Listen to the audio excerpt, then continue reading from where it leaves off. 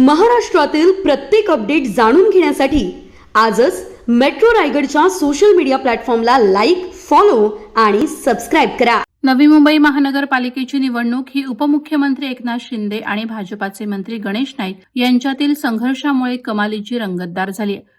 गेल्या काही दिवसांमध्ये एकनाथ शिंदे आणि गणेश नाईक यांच्यातील वाकयुद्धामुळे नवी मुंबईतील वातावरण प्रचंड तापलंय. या पार्श्वभूमीवर सोमवारी नवी मुंबईतील कोपरखैरणे येथे भाजप आणि शिंदे सेनेच्या कार्यकर्त्यांमध्ये राडा झाल्याची घटना घडली. या घटनेचा व्हिडिओ सोशल मीडियावर व्हायरल झालाय. यामध्ये भाजपाचे कार्यकर्ते शिंदे गटाच्या कार्यकर्त्याला मारहाण करताना दिसत असल्याचं बोललं जातंय. शिंदे गटाचा कार्यकर्ता कोपरखैरणे गावात मतदारांना पैसे वाटत असल्याचा आरोप भाजपानं केला.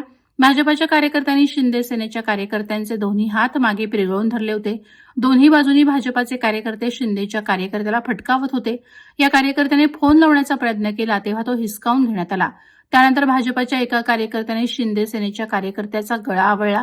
मात्र शिंदे सेनेचा हा कार्यकर्ता कसाबसा भाजपाच्या फौजेशी एकटाच लढत होता. मला मारू नका असे तो वारंवार बजावत होता. या घटनेनंतर मतदानापूर्वीच नवी मुंबईत भाजप आणि शिंदे गटातील तणाव आणखी वाढण्याची शक्यता आहे. Subscribe now and press the bell icon. Never miss an update.